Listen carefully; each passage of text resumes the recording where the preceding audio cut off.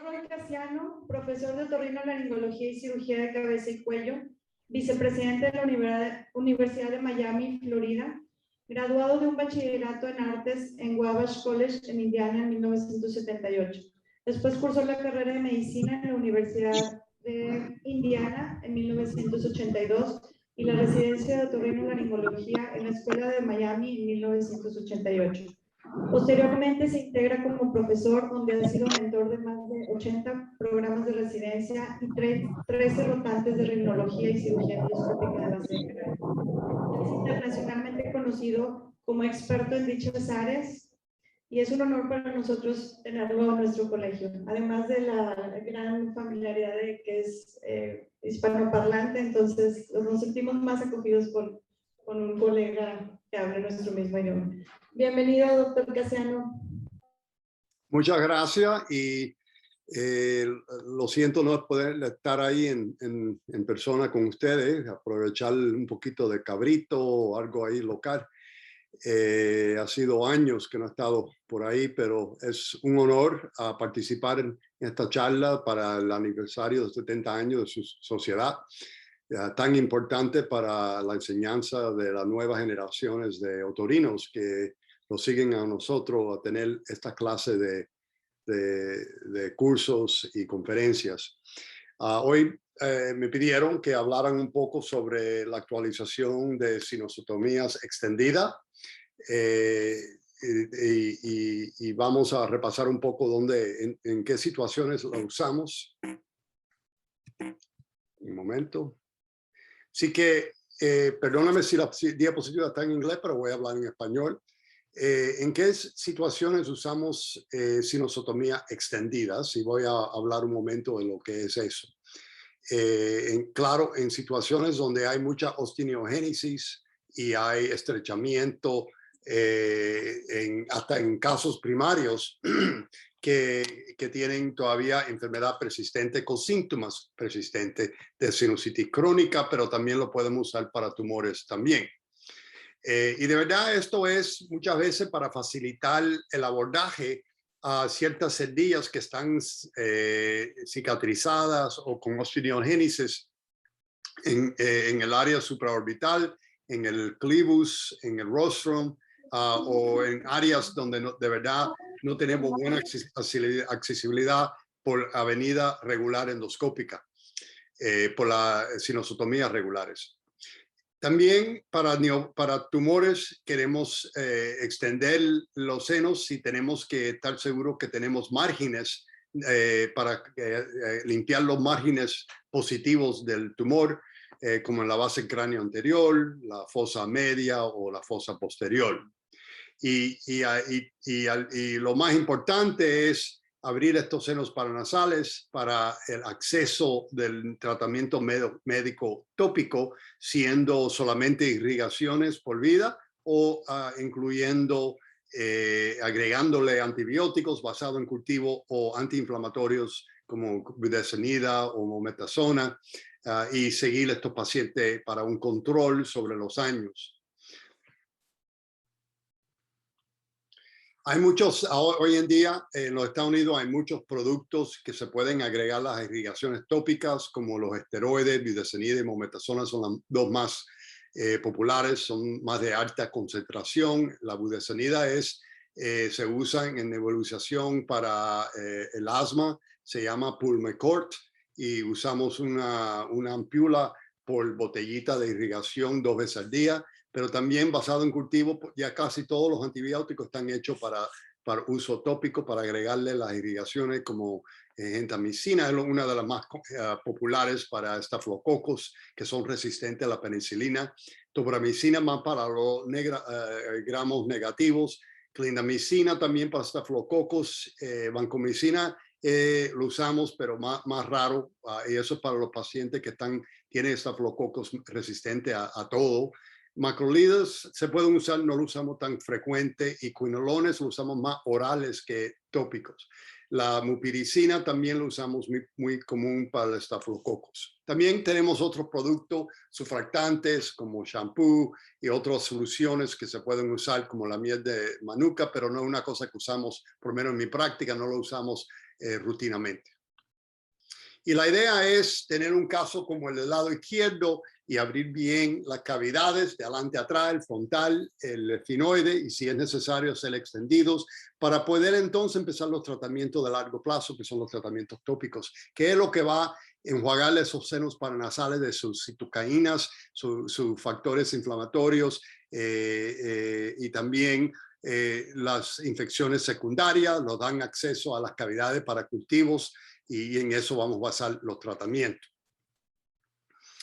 Así que de sinusotomía extendida podemos hablar del maxilar, el esfinoide o el frontal. Ustedes conocen el frontal como las diferentes clases de cirugía de draft. Cuando estamos hablando de extendida, estamos hablando de draft 2B o draft 3, que es el Lothrop. Y hay otras modificaciones que podemos hacer. No todo tiene que ser así fijo como uno en blanco y negro, pero hay algunas veces que modificamos durante el caso, que se lo voy a enseñar. Sobre sinusotomías maxilares, estamos hablando de remover la pared medial de la maxila y conservando muchas veces el lacrimal, pero otras veces también removiendo el lacrimal para llegar hasta adelante, hasta la pared adelante medialmente. Y en eso es una maxilectomía medial.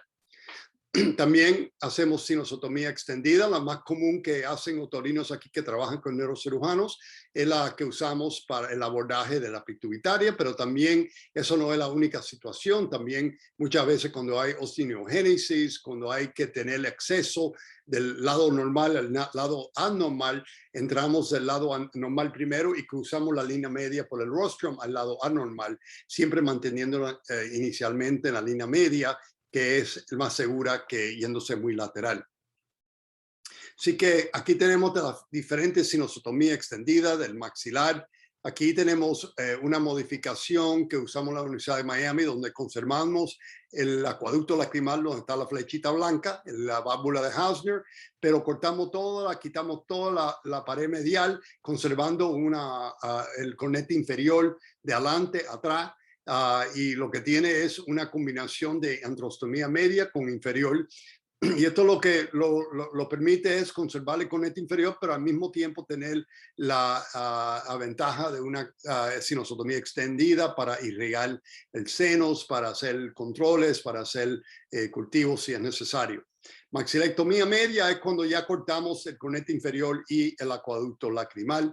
Pero también hay casos donde eso lo hacemos. Aquí tiene el acueducto cortado, que se puede ver hasta adelante, la pared anterior del maxilar, el nervio infraorbitario, el receso zigomático, donde está el asterix, y la pared posterior aquí a la izquierda. En el esfinoide, ustedes conocen esta vista con la pituitaria, las dos carótidas, clival, el nervio óptico en ambos lados, en las flechitas azules, y el plano esfinoidal más adelante. Y sobre el frontal también conocen el draft 2B, donde quitamos esta porción de cornete medio anteriormente, incluyendo el área de inserción, para extender entonces la sinusotomía frontal, el infundibulum frontal, en anteromedial, para quitar el hueso donde se inserciona esa porción del cornete medio. Esta porción del cornete medio viene siendo la parte medial, la pared medial del infundibulum frontal. Y eso se puede extender del lado izquierdo al lado derecho, conservando el receso frontal y todos los esmuelas del lado derecho, pero todavía hacemos una sectectomía permitiéndonos nosotros a mirar del lado derecho al lado izquierdo, especialmente para mirar sobre el receso supraorbitario del seno izquierdo, y viceversa se puede hacer igual al otro lado, como vemos aquí en un Lothrop bilateral. Sobre la sinusotomía maxilar extendida, aquí es lo que quitamos, conservando el cornete medio. Si reducimos el cornete, el cornete inferior, si reducimos el cornete inferior para poder ver esta pared, pero no lo quitamos totalmente como hacemos con una mega antrostomía, que ustedes han oído esa palabra también, que es cuando quitamos el tercio medio del cornete inferior, pero igualmente conservamos la puntica delante del cornete inferior, la cola y la válvula de Hausner. Y aquí vemos elevando la válvula de Hausner, cortando alrededor de la válvula, extendiendo y quitando toda la pared medial del maxilar. En una megaantrostomía, la diferencia entre megaantrostomía y maxilectomía medial es que en la megaantrostomía se conserva la válvula de Hasner, como vieron previamente, pero en los dos se quita el conete inferior, por menos el tercio, los 2/3 del tercio medio del conete inferior, que es esta porción aquí. Aquí tiene el conete inferior, y lo que estamos haciendo es ampliando la antrostomía media que vemos aquí arriba, quitando este tercio medio del conete inferior, pero conservando la válvula de Hasner. Así que esto es un video enseñando la disección. Vamos a quitar el volumen un momento. Y aquí lo que hacemos es retirar un poquito del conete inferior para ver la pared lateral del mietos inferior, ver dónde está la válvula de Hasner, y ya saben dónde está la válvula, podemos conectar la antrostomía medial que estuvo hecha previamente, quitando la inserción del conete inferior y extendiendo esa antrostomía inferiormente. Y si quieren puede hasta entrar por el mietos inferior, en el tercio posterior, lateral del tercio posterior del conete inferior, si hay mucha cicatriz en el mietos medio. Y entonces cortamos la inserción del conete inferior a la pared lateral. Esto no es lo que normalmente hacemos con una antrostomía, pero sí lo queremos hacer aquí para ver el mietos inferior desde arriba. Y también podemos poner, vemos donde abrimos por el mietos inferior previamente, aquí abajo. Ahí vemos, y podemos entonces empezar a quitar, trabajando por arriba y por abajo del conete inferior, toda esa pared que queda del mietos inferior. Usamos retrogradas que cortan abajo. Aquí está la válvula de Hasner. Podemos ir debajo de la válvula hasta la pared anterior, y usamos también microdivididores o cortantes para adelante. Aquí usamos un microdivididor. Y entonces al final lo que hacemos es lateralizar el conete inferior, y queremos estar seguros que el conete mismo no obstruye la parte del mietos, de la antrostomía que está en el mietos inferior. Porque queremos ver por el mietos inferior la pared anterior del maxilar, y también a ver que hemos conservado. Ahora estamos viendo con un telescopio 70 que se puede ver la pared anterior, se ve la válvula de Hasner y se ve todo el resto del maxilar. Así que eso es lo que hablamos más o menos de una antrostomía extendida.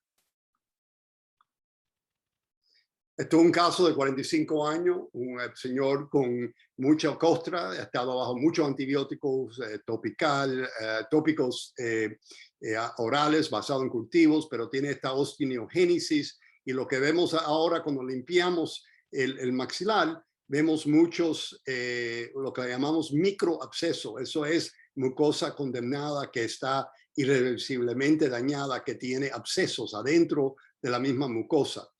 Y cuando limpiamos, vemos estos punticos blancos en todos lugares. Esos son microabscesos. Y eso es lo que quiere decir que tiene infección de la mucosa misma, que hay que retirarla, y también fresar un poco el hueso porque tiene osteitis del hueso. Así que, y pueden ver que más superiormente esto es reactivos de la mucosa del etmoide anterior que ha estado parcialmente abierto. Así que el problema principal es el maxilar. Y lo que hacemos es un maxilar extendido para, igual como vieron previamente, abrir bien, quitar la mucosa y retirar todo debajo del acueducto lacrimal, retirar toda la mucosa y fresar y mandar cultivos. Y esto es el postoperatorio, donde se ve por debajo del conete inferior la antrostomía por el mietos inferior y la antrostomía por el mietos medio. Otros casos como este pólipo antrocoenal recurrente después de cirugía se pueden hacer en consultorio bajo anestesia local, pero también podemos hacerlo bajo anestesia general para hacer una mega antrostomía quitando el tercio medio del conete medio. Y esto es el preoperatorio con el pólipo extendiéndose, y en el postoperatorio vamos a ver que quitamos el tercio medio del conete inferior para hacer esa mega antrostomía hasta el piso de la nariz, y esto nos permite a nosotros seguir el paciente y también quitar el pólipos, que el origen era de la pared, lo que quedaba de la pared medial del seno maxilar. Así que en maxilectomía media esto es lo que estamos quitando, toda la pared, pero en la literatura cuando uno lee de maxilectomía media lo estamos refiriendo más a procedimientos oncológicos, donde eso incluye la etmoidectomía, la decompresión de la órbita quitando la lámina papricia y la pared medial de la maxila, incluyendo el acueducto lacrimal, quitando toda la lámina papricia que vemos aquí arriba, y entonces también con la etmoidectomía, y aquí todo cortado hasta el acueducto lacrimal, cortarlo completamente para ver bien la maxila con uno de 70 desde la pared anterior a la pared posterior. Para algunos tumores como estos que están limitados, esto es un candroma pequeñito, se pueden hacer abordaje del maxilar más conservador o por antrostomía regular o por hacer una mega antrostomía o antrostomía extendida para llegar para tener bien abordaje de la pared posterior, y esto se quita sin ningún problema. Y aquí, pero para otros tumores como este que es una papiloma invertido invadiendo toda la nariz, para esto alguna vez hay que hacer algunos abordajes más extensivos. En este caso vemos aquí, y este caso al final más profundamente pegado al piso de la nariz anteriormente estaba positivo para carcinoma escamoso invasivo, que tuvimos que hacer un Denkers extendiendo hasta adelante. Aquí tenemos quitando de dónde viene ese papiloma, que en todos los papilomas siempre quitamos el papiloma poquito a poquito, conservando la mucosa alrededor para ver de dónde es el origen de ese tumor. Porque vemos aquí que con este medio y arriba estas etmoidectomías parciales no están invadidas con tumor, pero el tumor sí está en el conete inferior y entrando al maxilar. Así que tenemos que planear a este punto la cirugía, que es una maxilectomía media. Si vamos a hacer una etmoidectomía solamente para el margen superior, pero también queremos chequear el margen inferior del paladar y anterior de la pared lateral de la nariz. Y en estos casos, ahí quitamos el margen inferior para chequearlo. Y también hasta adelante, cuando vimos que era positivo, tuvimos que quitar un poco del hueso del piriforme, fresando inferiormente aquí entre el paladar y el maxilar, y anteriormente también el piriforme, para sacar el margen de la pared lateral de la nariz. Estoy seguro que era todo negativo. Aquí estamos quitando más hueso del piriforme, no suficiente para darle una deformidad cosmética, pero suficiente para quitar el tumor y para empujar el maxilar o ese tejido lateralmente para ver bien.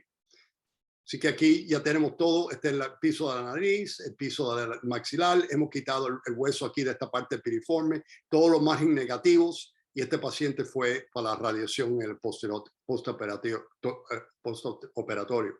Este otro caso de maxilectomía de papiloma invertida, vemos que está invadiendo intracraneal aquí. Es importante llegar hasta arriba para limpiar bien de la dura, quitar todo el papiloma que vemos. Estos son tumores que crecen lentos y que no tiene que ser tan radical. Aquí vemos la dura, la arteria etmoide anterior y la pared posterior del frontal. Otro caso aquí donde tiene involucrado la pared anterior del maxilar aquí adelante. Así que para aquí si hacemos un Denkers donde quitamos este huesito del piriforme un poco para poder entonces trabajar debajo del periosteum para seguir lateralmente. Aquí quitamos todo el maxilar, extendimos todo hasta adelante, como vieron previamente, pero empezamos a quitar el hueso, ya cortamos el acueducto lacrimal y quitamos como 1 centímetro del piriforme y seguimos diseccionando el piriforme. Aquí vemos el piriforme. Ya empezamos a elevar el periosteum de la pared anterior del maxilar, quitando el resto, y vamos trabajando de medial a lateral, quitando toda la pared anterior del maxilar, igual como hacemos como un cold wall lock, pero lo hacemos todo endoscópicamente para identificar el nervio infraorbitario, y en este caso había papiloma alrededor del éxito del acueducto del nervio V2, que se lo enseñaré aquí en un momento.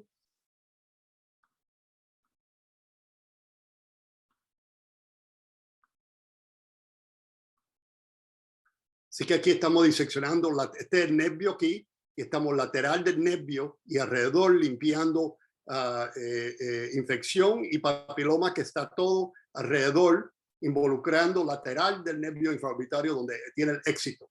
Pero el nervio se conserva con esta clase de abordaje, puede quitar toda la pared anterior del maxilar, igual como un cold wall lock, y pueden mirar hasta el receso cigomático lateralmente. Aquí vemos el nervio intacto. Una vez estos pacientes tienen temporariamente un poquito pérdida de sensación, pero vuelve.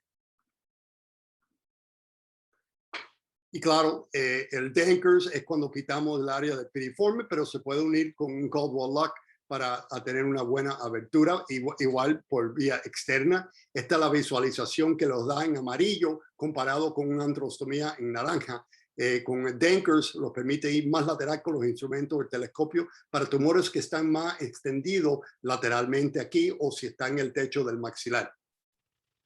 Así que estas clases de tumores, no voy a hablar de angiofibromas, pero estos son los clásicos tumores que usamos esta extensión de Dankers.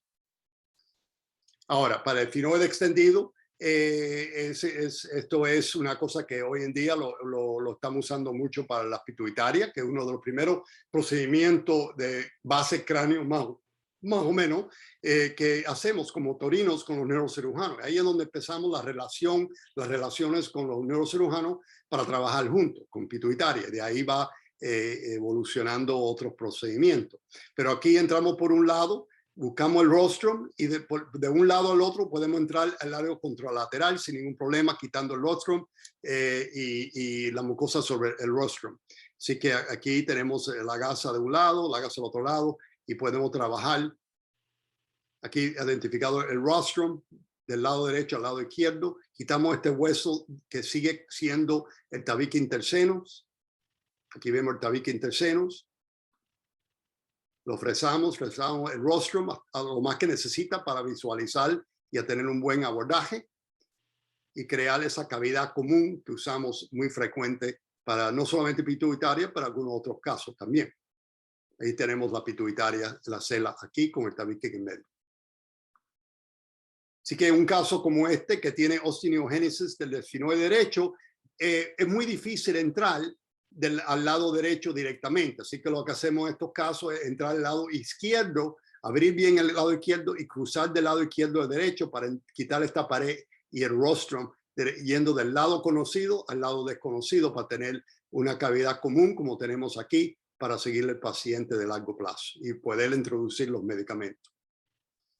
Otras situaciones micoceles, donde de verdad uno quiere tener un abordaje amplio para unir lo que queda del esfenoide derecho aquí con el esfenoide dominante con erosión para seguir estos pacientes.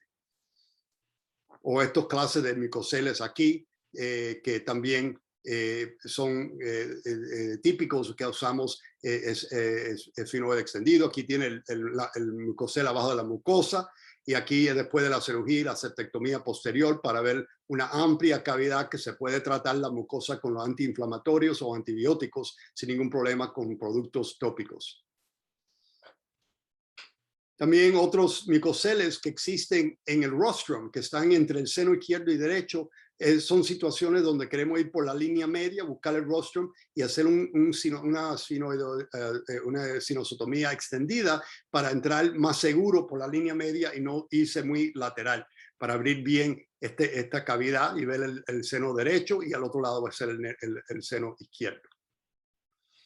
También podemos extender el esfenoide lateralmente, quitando esta porción del pterygoide para entrar a este receso lateral para ver en estos casos de meningoceles que el origen típicamente es de este receso lateral del esfenoide, lateral del V2, del trigeminal, del canal trigeminal.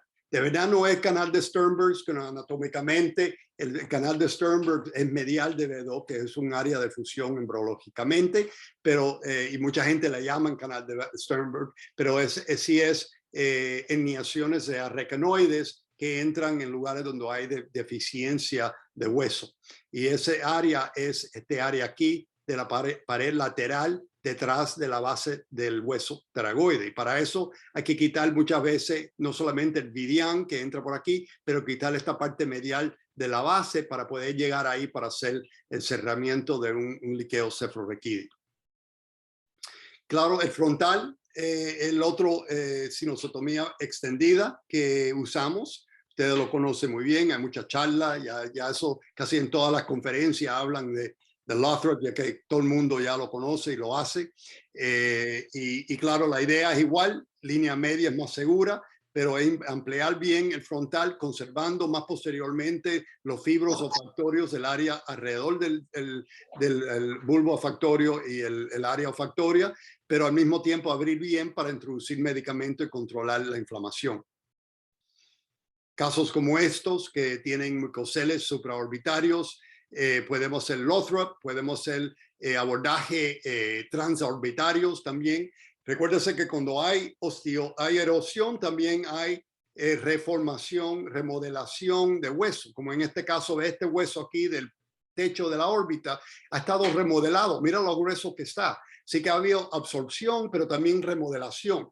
Cuando uno drena este micocel, muchas veces el paciente todavía tiene proptosis porque el cirujano no quitó este hueso. Hay que también quitar este hueso porque se queda así en esa posición y sigue exophthalmos.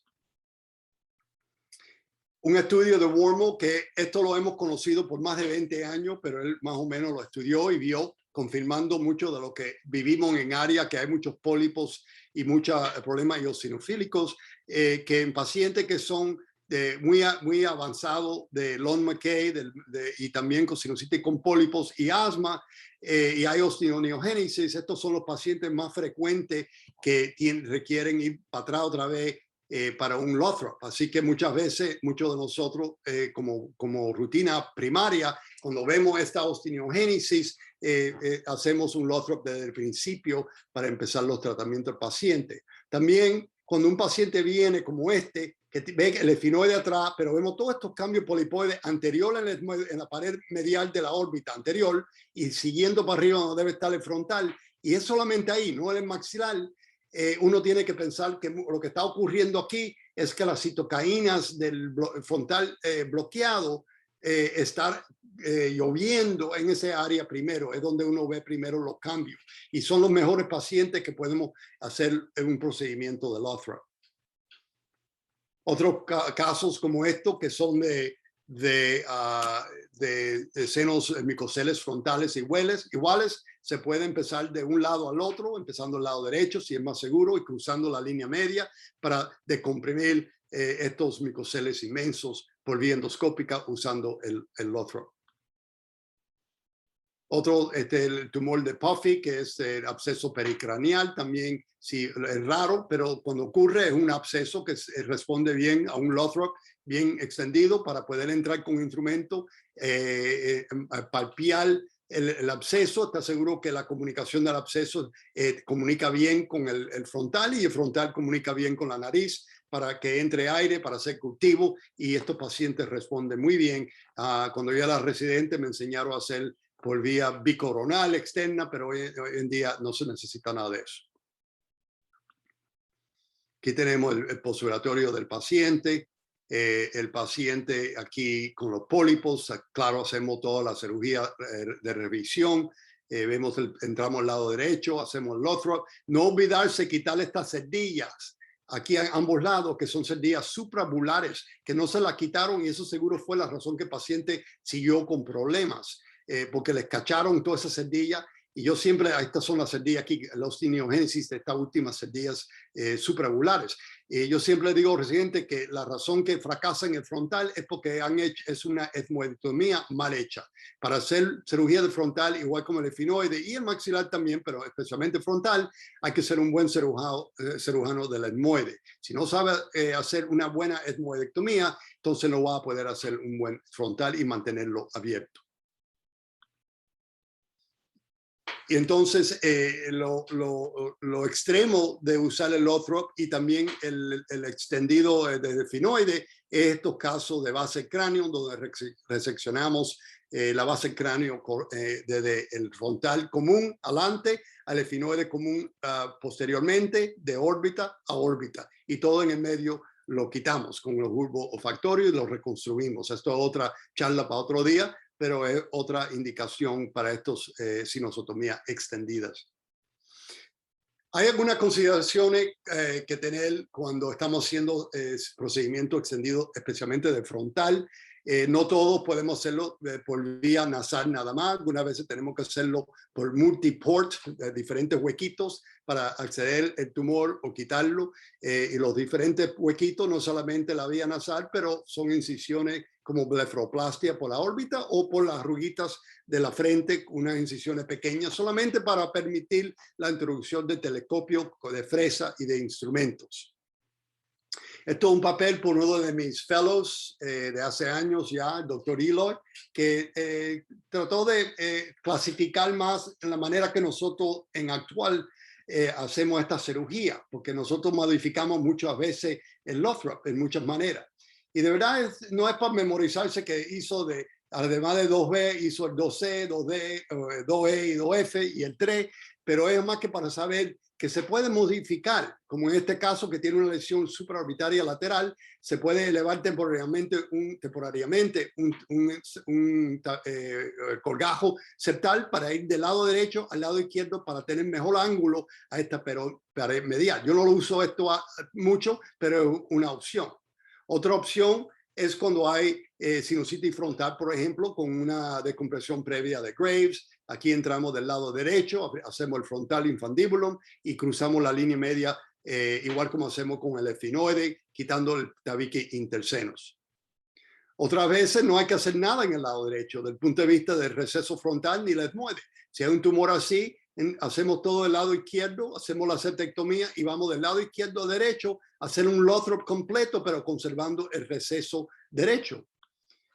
Y algunas veces se puede conservar los dos recesos, entrando totalmente por la avenida medial, por la septal, en la avenida media, en la línea media, para abrir solamente entre los dos senos, entre los dos recesos frontales. Así que hay muchas opciones. Los de Australia le llaman a la técnica de outside-in, los Estados Unidos por muchos años ya le estábamos llamando transeptal o supraturbenal, pero es toda la misma cosa, que estamos entrando por la línea media en este área donde está el círculo rojo y no en el área verde en donde está el infundibulum frontal normalmente. El infundibulum frontal forma los dos extremos del arco de la herradura de un caballo del Lothrop típico, ¿sí? Y la parte anterior, aquí, que está delante de los dos cribiformes, es el área donde entramos por la avenida transeptal, que vemos aquí en tomografía coronal, donde estamos entrando en A, un poquito más lateral, o B, más línea medial, pero todavía delante de la incisión del conete medio. Aquí no vemos ningún conete medio. Y donde entramos es aquí en esta avenida, entrando al frontal como la flecha roja grande, pero no en el área como la flecha verde chiquita, que es donde está el receso frontal y la dirección del receso frontal detrás del conete medio.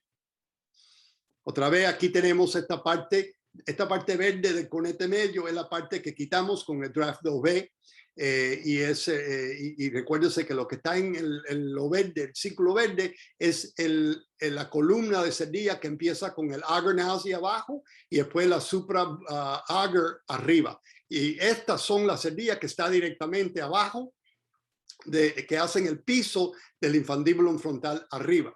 Y lo verde es la parte del conete, especialmente aquí superiormente, esta parte de la mera vertical, que es la pared medial del infundibulum frontal, perdón, del infundibulum frontal. Así que de verdad hacer cirugía de frontal no tiene nada que ver con la cerdilla bulares. Aquí está la bula aquí posterior, las suprabulares aquí arriba, el cribiforme está a ese nivel. De verdad uno no tiene ninguna razón de estar en este área. Cuando estamos haciendo cirugía frontal, estamos aquí adelante. Y aquí lo vemos otra vez endoscópicamente, donde está el infundibulum frontal.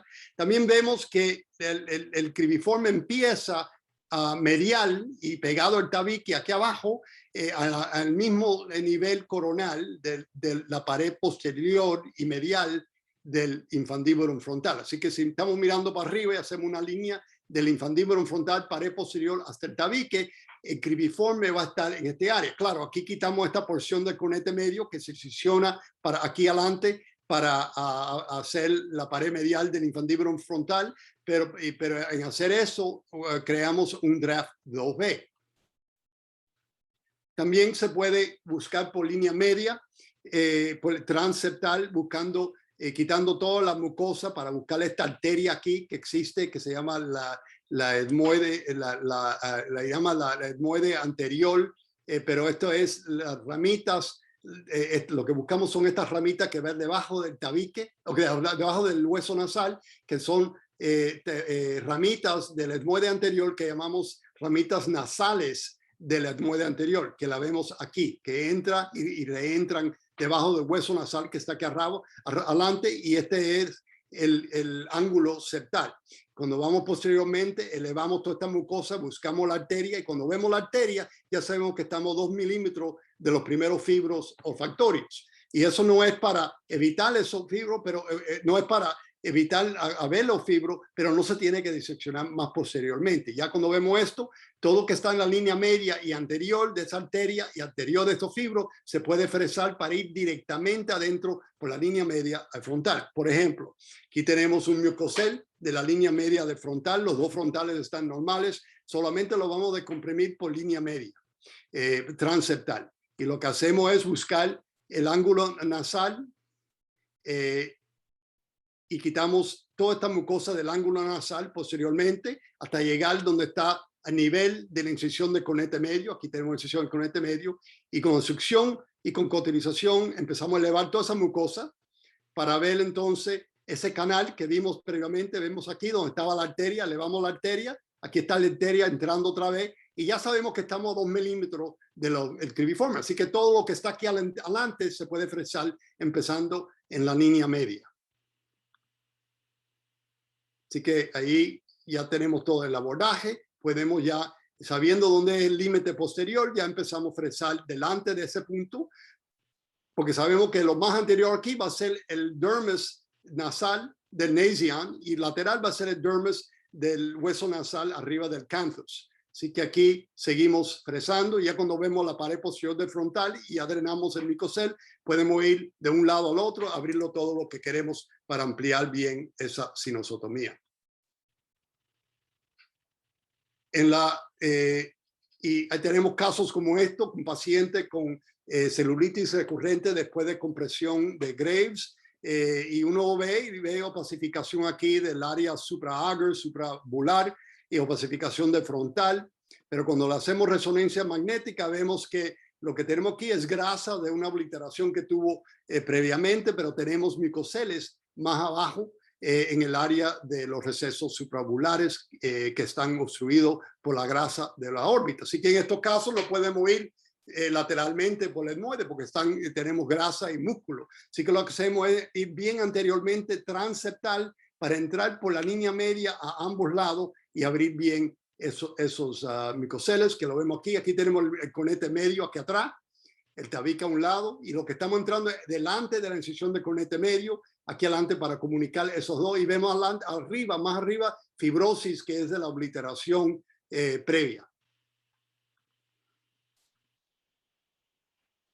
También cuando solamente el abordaje endoscópico no es suficiente, podemos combinarlo con varias técnicas más limitadas, pero todavía técnicas transorbitarias. Aquí tenemos incisiones de como blafroplastia para ir sobre bajar la periórbita superior, bajar y entrar al frontal, o una cerdilla supraorbitaria del etmoide más posterior y poder o abrirla de ambos lados para que drene bien por la nariz, o también obliterarla con grasa sin tener que abrir la porción que drena a la nariz.